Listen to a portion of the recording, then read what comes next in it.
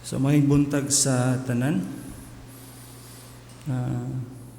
It's been a long time nga I stand behind this pulpit. So akong hope and prayer na you have included me sa inyong prayer karong to stand before you behind this pulpit karong buntaga.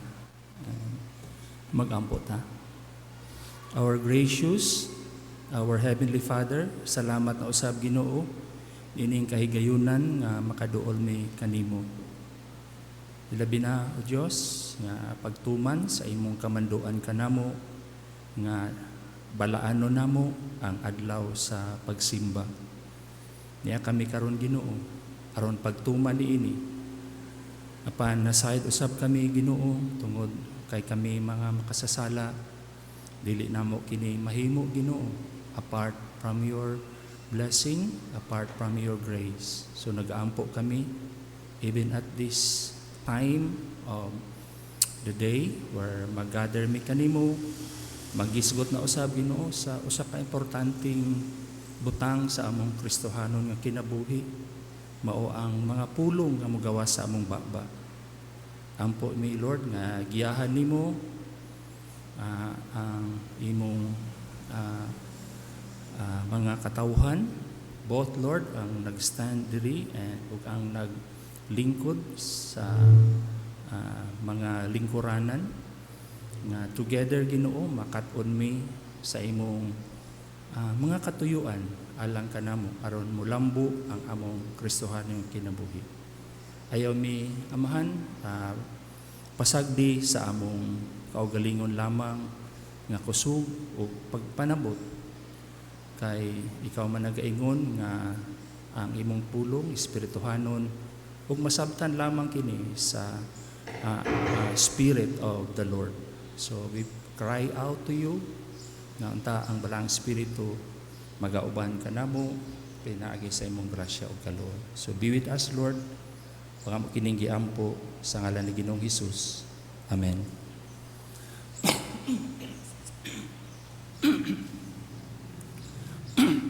So kadtong miaging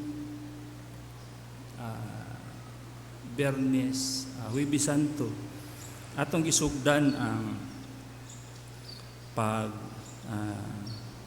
hisgot ang libro ni Paul David Tripp nga giuluhan niya o War of Words, no?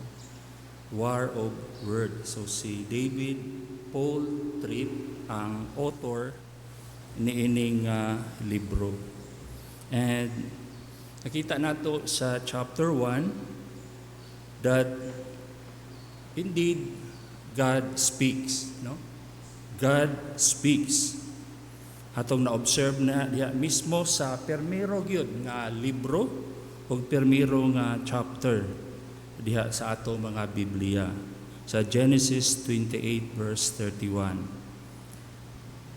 And atong nakita that dili gyud nato masabtan ang significance sa mga pulong or sa words until you and I realize nga ang una nga pulong nga nadunggan sa human ears ever heard, dili pulong sa other human, but the words of God. Dinhi atong nakita the value of every piece of human communication, no? Nag-ugat gyud siya the fact that God speaks. The voice of God speaking words of human language to Adam and Eve. No? What a blessing. What a wonderful nga panalangin nga God granted us this gift of words. Nga makaistorya ta. So when God chose to reveal Himself that way, unsay atong makita nga ang Ginoo iyang gi-raise ang talk, no? ang words to a place of highest significance as his primary vehicle of truth. No? Iyan yung gigamit. Siya nag-istorya o dili gipakita niya nga pinaagi sa pulong, we would come to know the most important truths that could be known, truths that reveals God's existence and glory. Truths that give life. And as we seek to understand human talk, it is vital that we understand it from the perspective sa Genesis 1. Nakita nato usab nga diha before sa fall, no? The world of communication was a world of peace, truth, and life. No? Ang words, wala siya gigamit as weapons. Dili pareha karon when you, especially during politics time, election. Even mga ordinary days, no? Sa conversation, badunggan nato nga ang words have been used as weapons. Ang truth that time before the fall was never used to tear down people. In fact, words were always spoken in love, and human communication never broke the bonds of peace. That was before the fall. So, kita nato that our words belongs to the Lord, no? He speaks. Siya ang naghatag nato ang niini nga gasa. Gasa ni niya sa atoa. Walay lain nga creatures niya nga iyang gitagaan ning gasa, kita lang. Words. So that's why it belongs to the Lord. He is the great speaker. The wonder, the significance, the glory of human communication. Nag-ugat gayud diha sa iyaha. This means that the words do not belong to us. Every word we speak must be up to God's standard. So dunay mga standard ang Ginoo when it comes to the words that will come out from our mouth. And doon na siya design. Mao nga, we're so blessed, no, nga gibinlan ta sa Ginoo sa iyang pulong, gibilin sa Ginoo ang iyang Biblia, aron dinha makita nato ang standard ug ang iyang design on how words will come out sa gikan sa atong mga baba.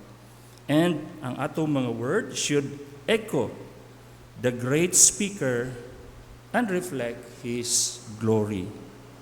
When we lose sight of this, our words lose their only shelter from difficulty. So maong karon daghan kayong mga problema, daghang difficulty because we lose sight of God's standard and design of word. So talk was created by God, dili para sa atong purpose, but for His purpose. Again, our words belongs to Him. So karong buntag, muadto ta sa chapter 2.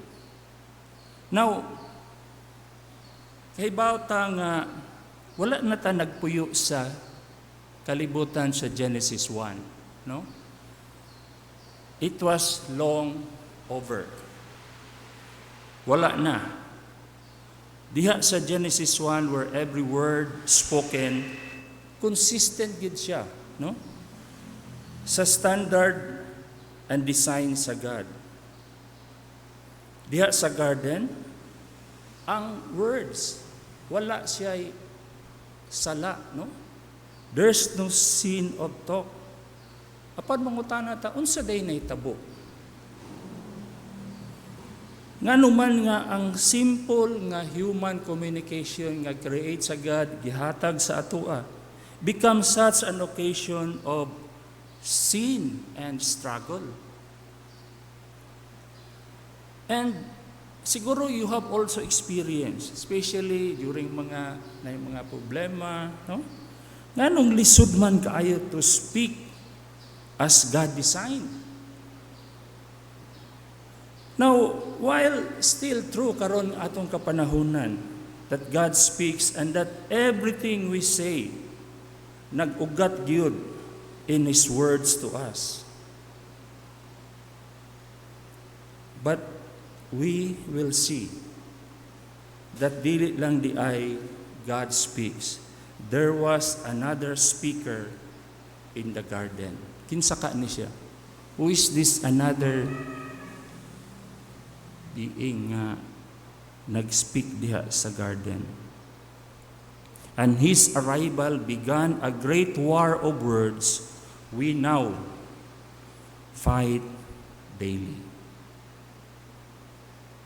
So tanaw na to sa Genesis 3 verses 1 to 13. So dili na to malimit ng atong study diha sa Genesis 1, but muadto ta sa Genesis 3. Genesis 3 verses 1 to 13.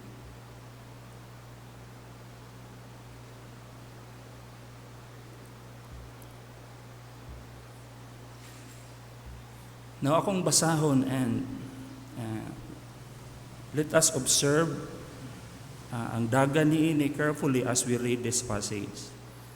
Now the serpent was more crafty than any beast of the field which the Lord God had made. And he said to the woman, Indeed, has God said, you shall not eat from any tree of the garden? The woman said to the serpent, From the fruit of the trees of the garden we may eat, but from the fruit of the tree which is in the middle of the garden, God has said, You shall not eat from it or touch it, or you will die. The serpent said to the woman, You surely will not die. For God knows that in the day you eat from it, your eyes will be opened, and you will be like God, knowing good and evil. When the woman saw that the tree was good for food, and that it was a delight to the eyes, and the tree was desirable to make one wise, she took from its fruit and ate. And she gave also to her husband with her, and he ate. Then the eyes of both of them were opened, and they knew that they were naked, and they sewed fig leaves together and made themselves loin coverings. Verse 8, Then they heard the sound of the Lord God walking in the garden in the cool of the day. And the man and his wife hid themselves from the presence of the Lord God, among the trees of the garden. Then the Lord God called to the man and said to him, Where are you? He said, I heard the sound of you in the garden, and I was afraid, because I was naked, so I hid myself. And he said, Who told you that you were naked? Have you eaten the tree of which I commanded you not to eat? The man said, The woman whom you gave to be with me, she gave me the tree, and I ate. Then the Lord God said to the woman, What is this you have done? And the woman said, The serpent deceived me, and I ate. So, dinhi makita na to, while God in Genesis 1 speak, here is another speaker in the garden. Ug kinsa ni siya? The serpent, no? The serpent speaks, or Satan speaks. So, ma-observe nato diri nga diha sa perfect world of the garden. Sa ka perfect world sa garden before the fall, came the voice of the serpent. And for the first time, ang position, ang authority, and the very words of God were being challenged.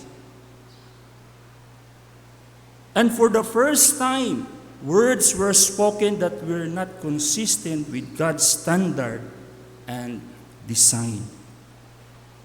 So here Satan spoke, and with his words, ang unta, simple world of human communication, nahimo siyang confusing arena of sin and struggle. So dinhi nag-ugat ang confusing arena of sin and struggle of words. All of our trouble with talk nag-ugat gyud diri. In this dramatic moment of change in the garden. So dinhi sa atong gibasa, makita nato diri ang daghan nga first, daghang mga sinugdanan of a trouble generating nga mga panghitabo. So una, nakita nato sa atong gibasa that for the first time ang authorities sa Ginoo is challenged. Because until this moment, backward, there were no verbal challenges to God's authority dinhi sa kalibutan. Ang kalibutan nga gihimo sa Ginoo existed, and it is in complete submission to His authority ug sa iyang kabubuton. Si Adan ug si Eva, nagpuyo sila obediently. Dala ang imahe nga sila mga creature sa Ginoo. Dala ang imahe nga mga image bearer sila sa Ginoo. Dala ang imahe nga sila mga managers, mga resident managers dinhi sa kalibutan. Ug ang ilang tanang mga tubag sa Ginoo. No, of course, God communicated them. Wala lang sila pasagdi sa Ginoo. Bahala na kayo sa buhay niyo. Basta naano mo diha, nindot na kayo. God, I believe, continued to communicate with them. O ang tanan nilang tubag sa Ginoo, o ang ang conversation ni Adam o ni Eve with each other, ila kining gihimo with an unbroken submission sa Ginoo. So what took place in the moment the servant spoke is unthinkable. No? Usa ka nindot unta kaayo. Usa ka ideal kaayo nga panghitabo.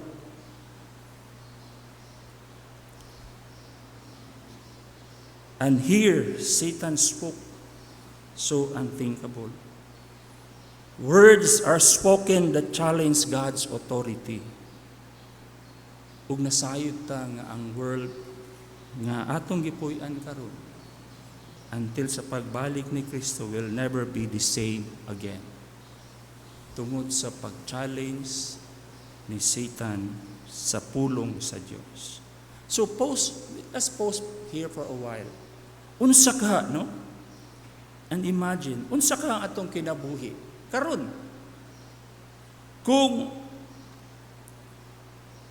ang atong mga pulong were spoken out of perfect submission to God. No? Istorya ta, walay bahid nga malisya, kasuko, unsa diha, but perfect nga submission sa Ginoo. Just imagine, unsa ang atong kalibutan, unsa atong mga kinabuhi karon. I'm sure it will be much less complicated. So many of the problems we experience when we are talking with one another, naggawas ni tumaw ni from the fact that we have usurped the authority of God. We have usurped, we have challenged the authority of God. In what way? We say what we want to say. Bahala na kinsay mga ligsan, mga igo, masakitan, ma-depress, ma-stress. I want to say what I want to say. And when and how to say it. Bahala nagnaasa sa daghang tao, maulawan ka, oron sa diha. Basta, ako ning isulti nimo. We speak as if we are in charge. And as if we have the right to use words to advance our purposes. And achieve what would make us happy. No mo ang sulod sa kasing-kasing sa tao. Akong purpose, malipay ko niini, ako ning isulti nimo. We speak as if we were God rather than creatures. Creatures called to submit to His authority, and every idle word we speak with a heartfelt desire to see His will done in our life.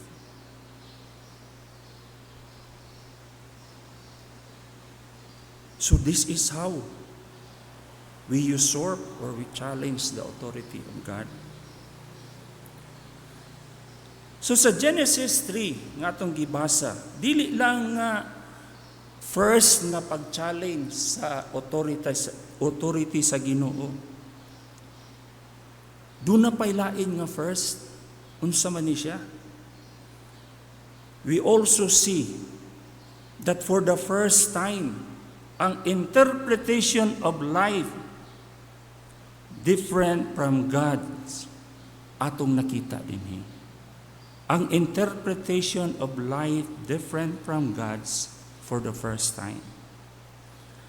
So here, atong i-recognize nga Satan, unsay gihimo ni Satan diri. Now, Satan, in a form sa serpent, is taking same set of facts, no, na ang garden, na ang trees, na ang eating, na ang pagbawal. Facts that God interpreted to Adam and Eve. Pero unsay nahitabo? Unsay gihimo ni Satan? While God is interpreting the facts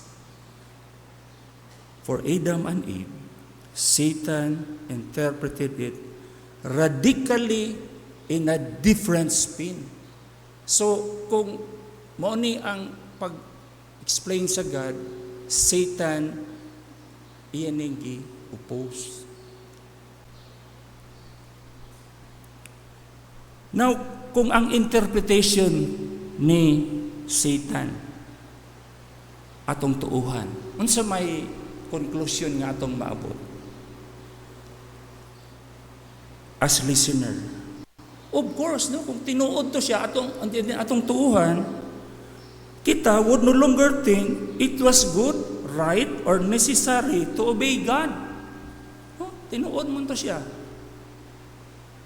In fact, makasulti ta nga if the serpent's interpretations were right, murag binuang lang nga magpadayon pa ta pag-obey sa God. But again, never before on earth had there been an interpretation opposing God. Never. Everything nga nasabtan ni Adam o ni Eve about their world has been based in the interpretation God has given them. Again, wala pasagdi sa Ginoo silang Adam o Eve.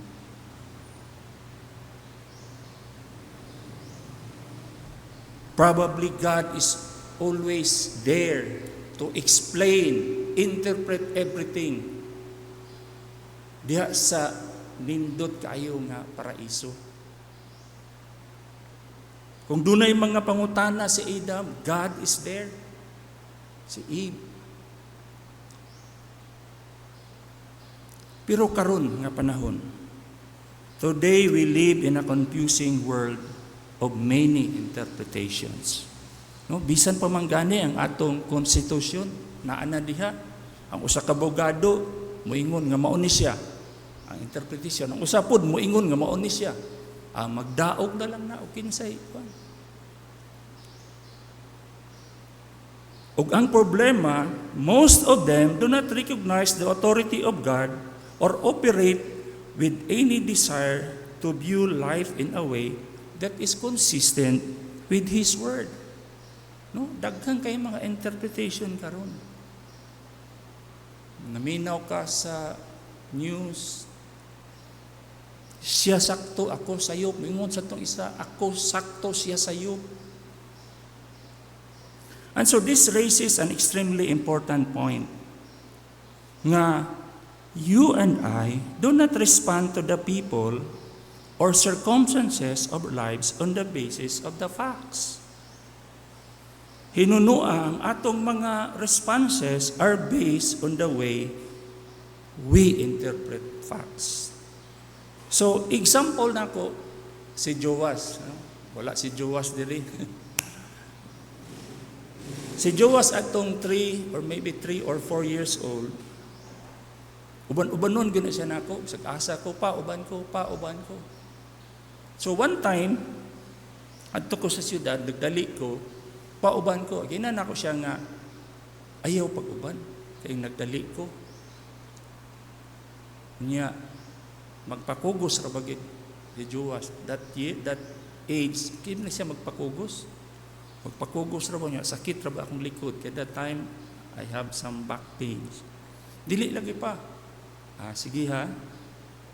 So, kuyog siya. Pag-abot na mo sa siyudad, layo ang i-park sa car. So, we have to walk. So, nakalakaw na may pila ka distansya, magpakugos naman siya. Di na siya mulakaw, muhilak na siya. Murag na-irritate ko, na-touch akong pride. Uli na ta. Di ba giingnan ta ka, di ba? Daghan na kay kog litanya kan Joas. Di ba giingnan ta ka, di ba? Uli me. And wagi ka ni ko sa kuha. So, I have spanked Joas that time.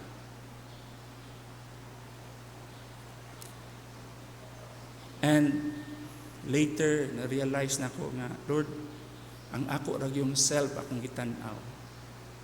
Gi-interpret lang nako ang event, ang nahitabo during that time according to my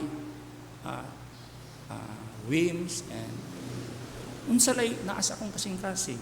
Wala na ako gitanaw si Diyos, basag isa kitag tiil, basin nahadlok siya kay daghang tao or gusto siya kuan sa kuha. All I see and interpret is my reasons. Nasuko ko.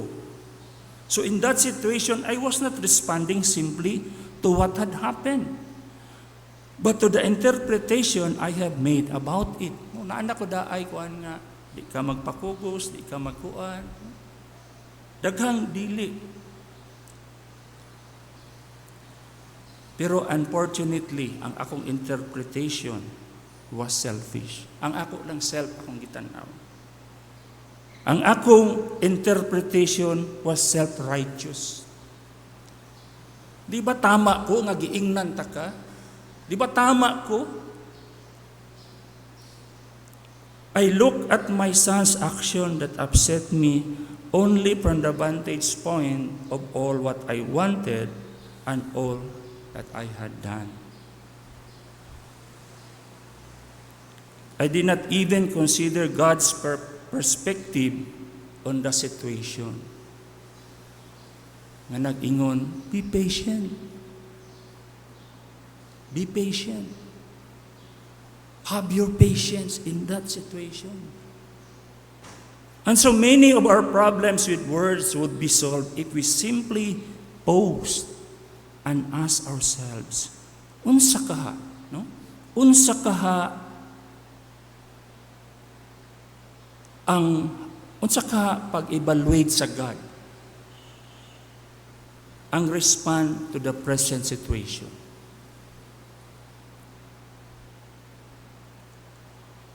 So sa pagdali-dali nato to react, and if our interpretation of events is sayop, it will follow nga atong words will not be right.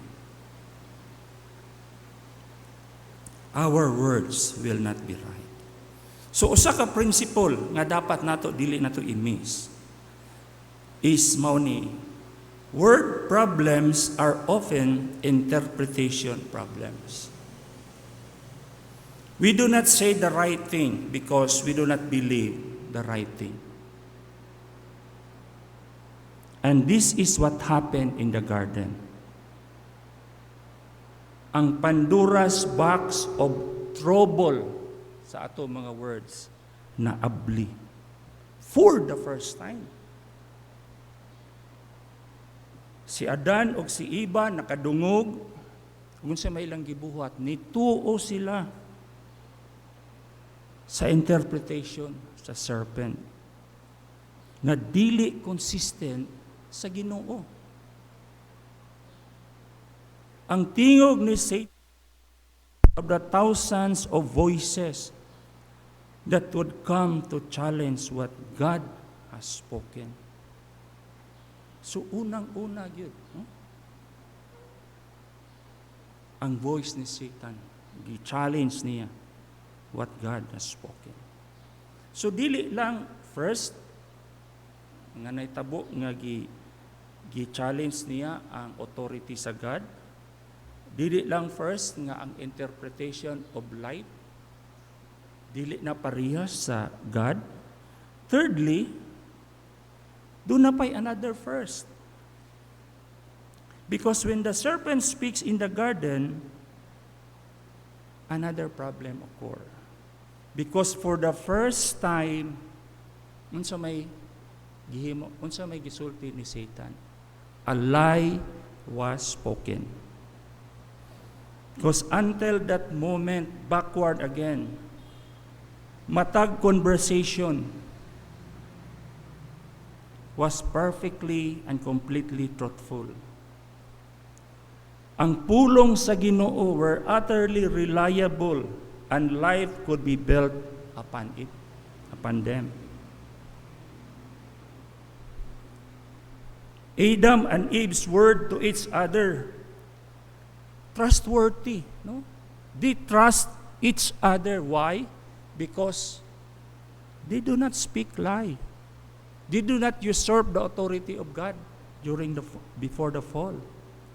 Ang ilang pag-interpret sa word is the same as what God interpreted to them. Consistent sila with the words of God. But here, shockingly, shocking nga event, the serpent purposely lies to advance his purpose. Gusto lang niya nga iyang purpose mo yung advance. Dinhi, wala na sayop ang si Satan. Wala siya na sayop. Wala niya na limtan unsay tinuod. Dili siya ignorant or kulang sa understanding when he rebelled against God. Kay bawo siya nga iyang gisulti dili tinuod. Mao ni iyang gisulti. Nganuman because dili siya gusto nga si Adam o si Eve magpuyo in the light of truth or in obedience to God. In fact, gisik yun, no? Ningkamot yun si Satan nga mabaligya ang iyang lie.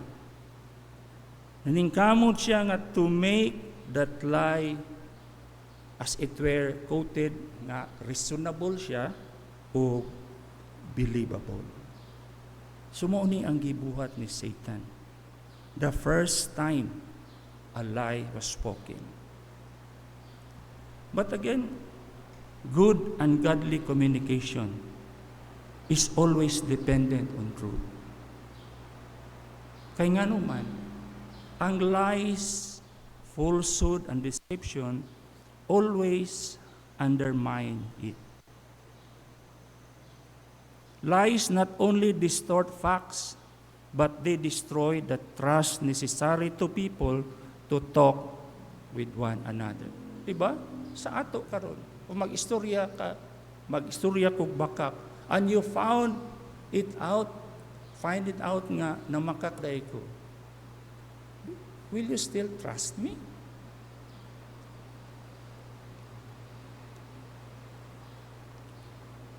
O kung nahibalaan ako nga ikaw na makak, lain na akong pagtanaw nimo.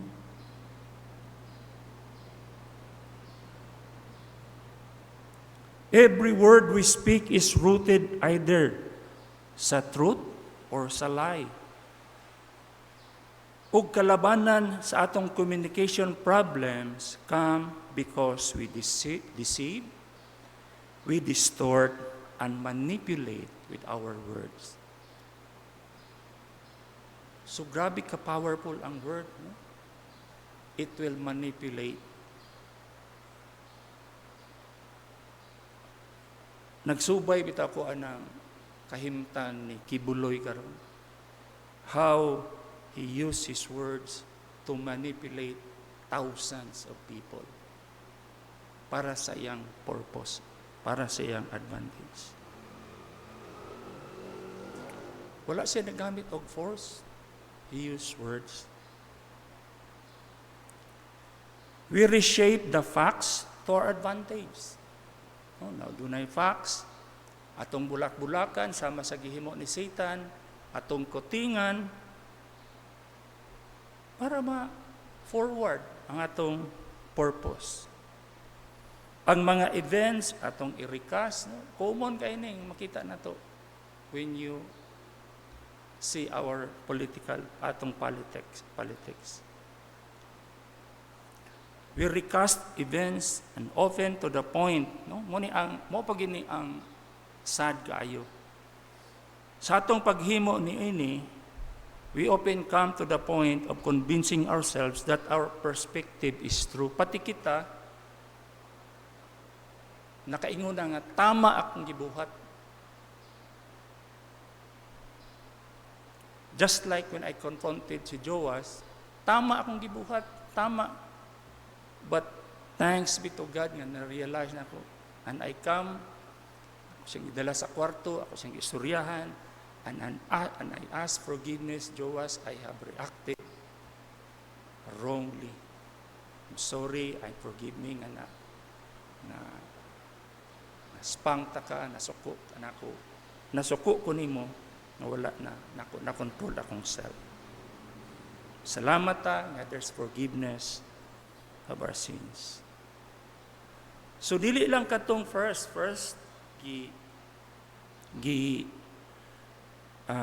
challenge ang word sa God, ang authority sa God, ang interpretation sa lie. The first time a lie was spoken, another first. The serpent's word brought about another first that day in the garden. Unsa man ni siya? For the first time, people spoke against one another. Because up to this point and backward again, there had been no critical, condemning, and angry words. Muni ang design. Muni ang standard sa Ginoo. Muni ang gihimo ni Adam ug ni Eve before. There had been no accusation or put downs. No? Yes, tinuod, pero gamito na to siya karon to put down other people, to destroy other people. But before the fall, there had been no accusations or putting downs.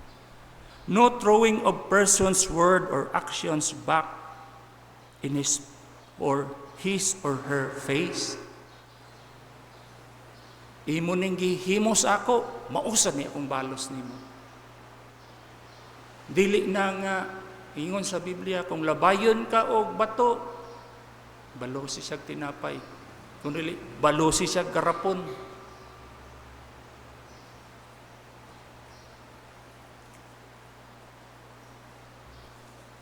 Adam and Eve, ang ilang relationship was free of this, for they were yet free of sin.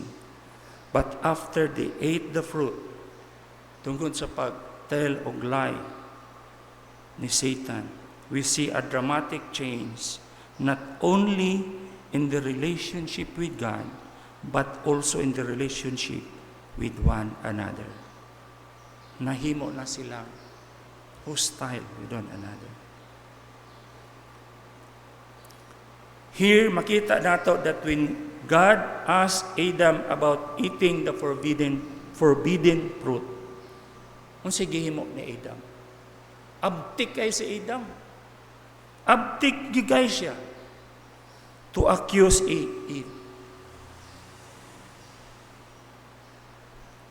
Instead nga to stand with her, instead nga to protect her, instead to act as an intercessor o advocate, i-plead ang case ni Eve before God, because he knows, no, kibaw siya nga God is merciful. Unsa man noon ang gibuhat ni Adam? He stand aside and points to finger and essentially says, God, blame her. Blame her, God. Siya, Ginoo, ang nagdala ni ini nga mesh or kagubot. Siya, Lord, blame her, dili ako.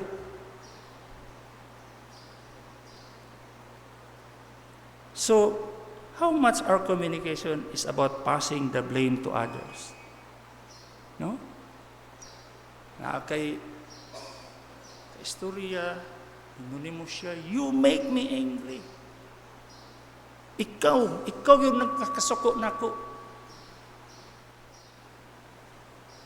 Kung wala lang di mo ribuhata, di isa na ko nibuhaton sa imuha.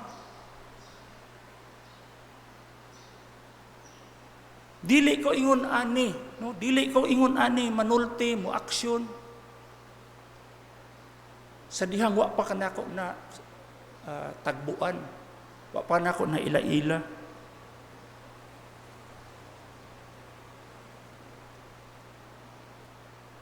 Kung kanunay bitaw nimo nang buhaton, di gyud ko ka-control sa akong sarili ba?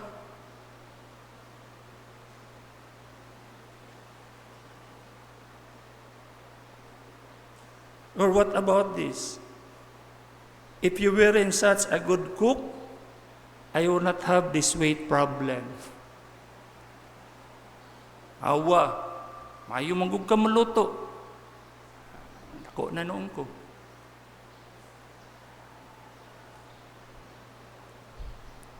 And who among us isn't tempted to accuse the blame when the heat of responsibility is put on us? No, I myself, I admit, I confess, nga dunay panahon sa akong kinabuhi. Nga instead of coming before the Lord, I put blame to others. I put blame sa aksyon sa akong wife. Ikaw manggod love, di mo manggod. Ikaw manggod jowas. Ikaw manggod, kamo manggod, sila manggod.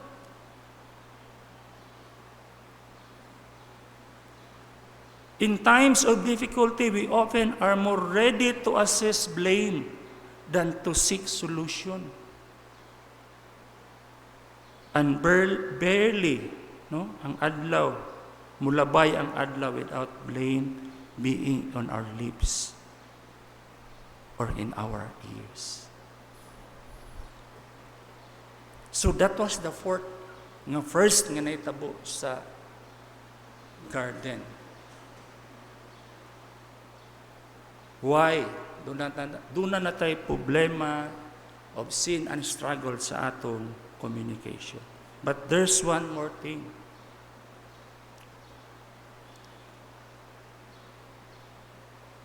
In that dimension, siya dihang nag-accuse, nag-blame si Adam and Eve. for the first time, words of accusation are also spoken against God. So, gitakol din ni pastor nga subject din sa pulpit nga when we are accusing that her, we are also accusing God. So when Adam is approached by God after he has eaten the fruit, he points the finger not only at Eve, but at God. Adam says, God, kung wala pa nimo gihatag ning babayhana sa kuha, none of this would happen. Wala unta. Kung ako lang isa, Lord, wala unta. No? As it were. So, Lord, imo ning sayop. It's your fault, Lord. Nganong gihatag nimo ni? You created her. So, tanawa. Because na ning among kinabuhi. And just like Adam, when we blame people and situations for our problems, below the surface, we are also making accusation against God. No? Dili accident nga diha tagibutang nga sitwasyon sa Ginoo. Walay aksidente sa Ginoo. Dili aksidente nga nagtagbo mo, dili ka aksidente nga siya ni istorya nimo ani, dili aksidente nga siya nagbuhat nimo ni ani. But kung ikaw Kristohanon, mao ba ang unsay iyang gihimo, mao ba sad imong buhaton? According sa standard sa God's Word? When a husband says, my wife makes me so angry, his finger is pointed not only to his wife, but God, who ordained relationships. A person who says, I would be more active, no? Speaking about the ministry of the church, active unta ko, no? Kaayo sa mga ministries sa church, kung wala lang yun nga manginahanglan yun ko para ma-meet both ends ang mga pagpanginahanglan sa akong pamilya. Makaserve unta ko sa ministry, makaserve unta ko sa church according sa gift, ang talent nga kuhan sa Ginoo sa kuha.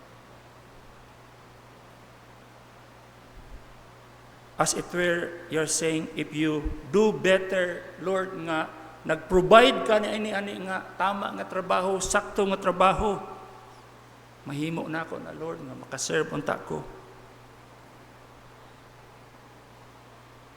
In the way nga I really desire to serve unta, pero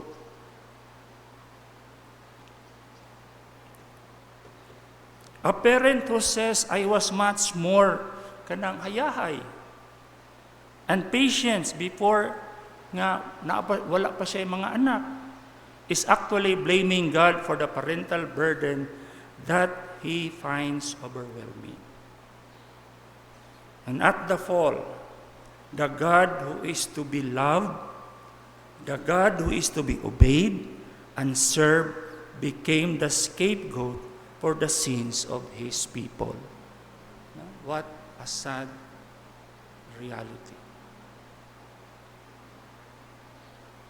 In much of our talk today, we hear the same accusations against God. Words that challenge God's authority. Lies, mga bakak, mga false nga interpretations of life, accusations and blame against God and man all have their origin in this dramatic moment of change sa garden. Satan speaks, Adam and Eve act upon his words. So unsay nahitabo? Ang world of talk, nahimo siyang world of trouble. No longer do we simply reflect the image of God with our words, we also reflect the image of the serpent. No longer do we consistently speak of God's standard, but we often speak down to the serpents. No longer our words a faithful picture of God's design, but too often they picture Satan's deceit. So, karon sa atong panahon, no? Talk is no longer easy or safe. Especially karon sa social media, sa internet, munang doon na tayo balaod about cyberbullying. Dili na safe. Even among believers. No? Instead, we live in a world where lies manipulate, angry words wound, falsehood destroys, slander harms, condemnation tears down, and disrespectful words challenge the authorities of God has set in place. So pangutana, kinsa man kanato nga wala nagmahay, nagbasol sa mga butang nga atong nasulti. Humingon ka, wala man. Pero James said nga kung perfect ka sa imong mga pulong, you are also a perfect man, able to tame your whole body. Are you? Am I? As a parent, no? Sa imong kinabuhi as a parent, wala ba ka nag-regret o bating nga imong nasulti? As a spouse, as a friend, as a neighbor, or as a worker, wala ba kay nasulti nga nagmahay ka nga nung nasulti na ko to nga kung mahimo pa lang akong dakpon to nga pulong, akong dakpon to, akong labay na ko aron kuan para ma-erase unta panwala na ni abot na sa dalunggan sa usa. Kung mahimo pa lang aron kadto nga pulong unta di na mo exist akong memory. Who among us has not go back repeatedly, no? Sa mga parents, sa imong anak, ayong ka, I'm sorry, sa imong spouse, forgive me, to our friends, ask forgiveness of the things we said or the way we said to them. And I hope nga ato ning gihimo, no? Na sa dihang nakasala ta nila, we come to them and ask for forgiveness. So dinhi makita nato og gihulagway gyud ni James, no? Dili na nato na itakol, wala na tay time. Sa James chapter 3 verses 1 to 12, i-preach na ni pastor.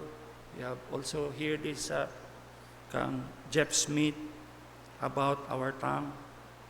Dinhi James captures this world of trouble. No, giingon niya nga ang tongue is a world of trouble with dramatic words. Gi-alert kita niya to the amount and significance of the damage that can be done through our words.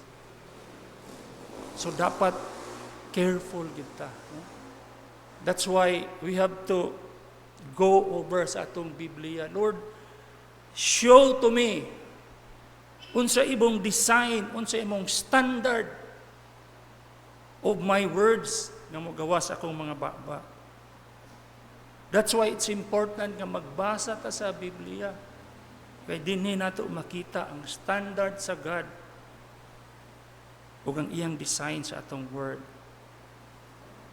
Here, for James, the tongue is a word of evil, corrupting the whole person and setting the whole course of his life on fire. Doon na siya gisulti about ang tongue is like a bit, no? Gagmay nga mga butang. A bit, a rudder compared to a ship, a spark compared to a big fire, an untamable animal, no? Yan ang gikumparar. Pero with our talk, either we are imaging our Creator and Lord, or we are imaging the serpent, Satan. Our words build and give life, or they tear down and destroy other people. So they are important. Ang Proverbs, puno kayo ni ini. No? Siguro you can go over sa book of Proverbs. Gidepict ni sa Proverbs about the war of words nga so much part of our life while we are in this fallen world. So, encourage you to read Proverbs para makita nato on how this war of words is being depicted by Solomon. Daghan kayong mga passages, pero ang Proverbs pointedly depict the world of evil that is the tongue. So we need to humbly confess that there is trouble with our talk. Again, kung moingon ka, nga wala kay problema sa imong talk, you deceive yourself. Ingon si James again, siguro good for you because you're a perfect man. You're a perfect woman.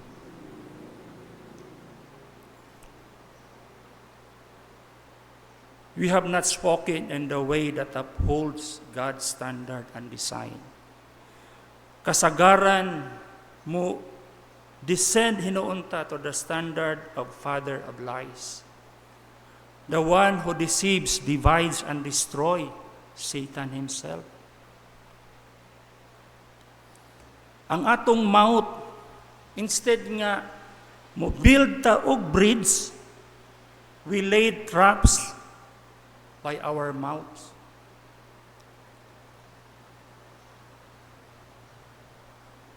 We have seduced with our words by manipulating people using our words.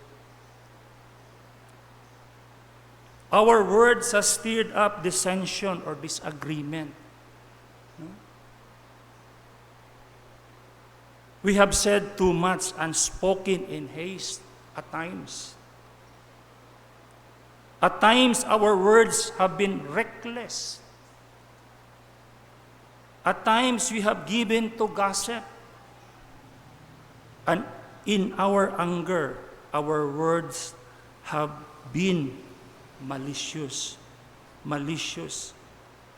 or showing a desire to cause harm to someone.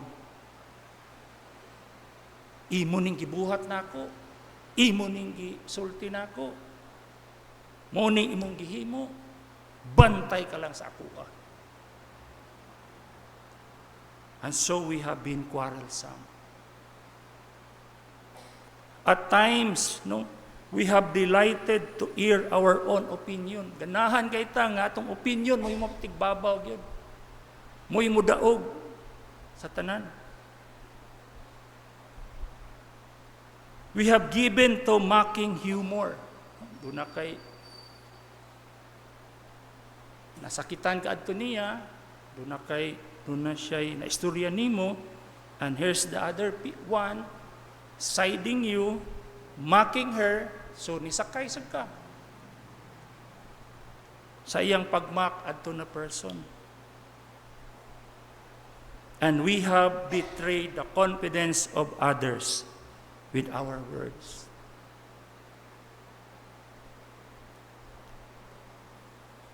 So lastly, let us evaluate our talk. Are there places where your words have followed the pattern of the enemy more than the Lord? So let us take time to consider and pray and confess. I believe nga matag usa ka nato, dili perfect ang atong use sa pulong nga nigawa sa atong baba. Are there places where your words challenge the authority of God? How? By seeking to take wrongful control? Gusto ko, ako'y leader, ako'y boss, So dapat mauni ang buhaton. Speaking words of condemnation, punishing others with your words, and undermining the authority of God, appointed leaders.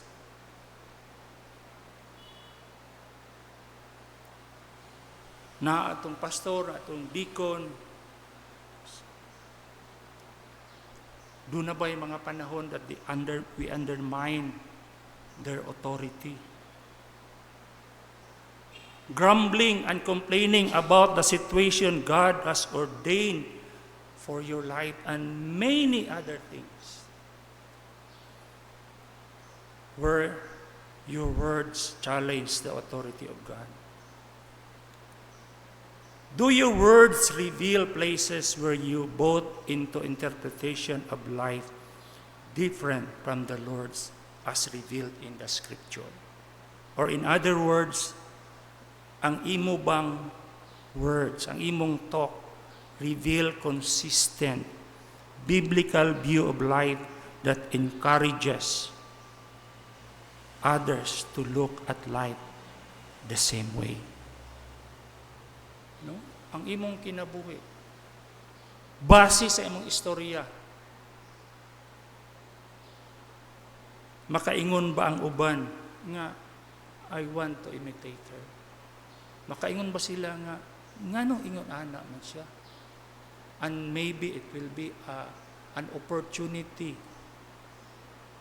to spread, to tell, to speak about the gospel of the Lord Jesus Christ. Or, ingon ba sila, unsa man na siya? Naaligi nag-ingon ako nga Kristohano na siya. Pero why is it? Ingon ana man ang mga pulong nga magawa sa iyang baba.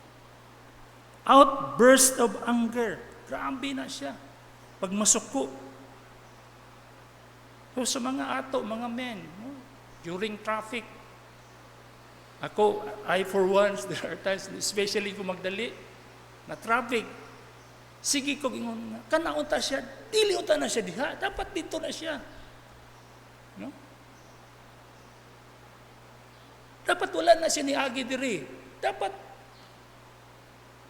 instead of talking to my wife na akong gihatod nga, things that God has blessed me, blessed her, sapot na Ginoo.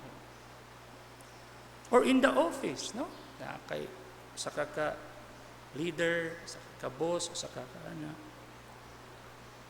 How do you deal sa imong outburst of anger?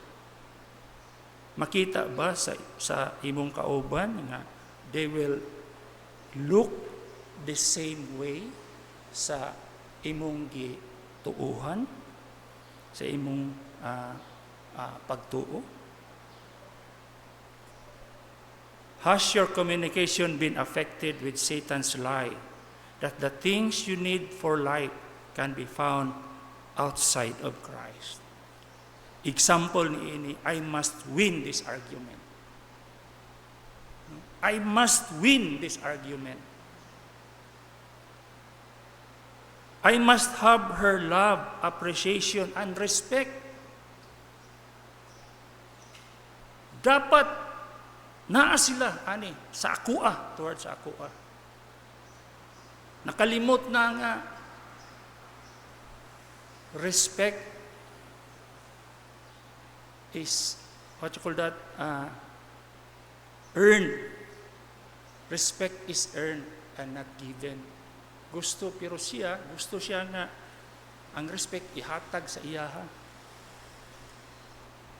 I will get him to admit kung maunay last thing akong mabuhat, I want her to admit.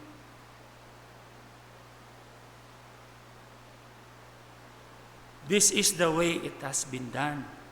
No? This is the way it has to be done. No? Ingon ani na, paminaw mo na ako, mo ni ang buhaton.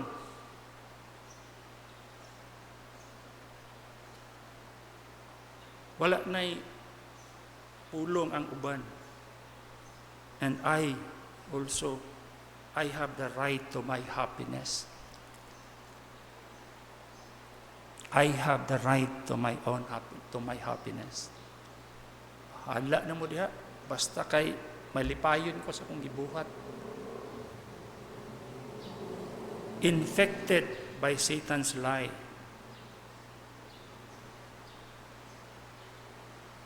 So how do we deal this problem?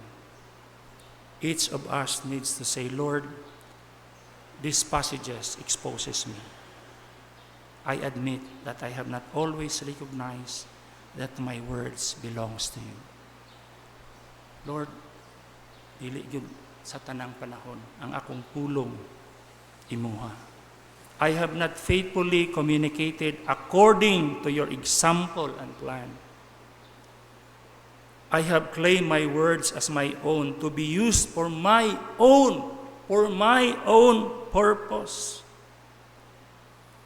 I have listened to the great deceiver and at many times and in many ways spoken more like him than you. Lord, I ask for your forgiveness and plead for your help. And praise be to our God. Nga andam ug tagana siya magpasaylo sa atong tanan nga kasalanan when it comes to our tongue. Let us pray.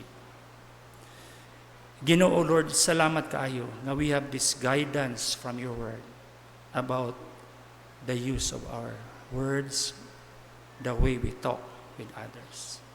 Yes, Lord, many times sa among kinabuhi, we listen to the deceiver. We listen to the enemy in order to advance our own purpose and happiness.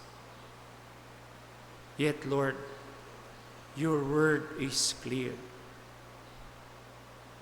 Your standard, your design for us is that our words will give honor and glory and thanksgiving unto your holy and gracious and sovereign name.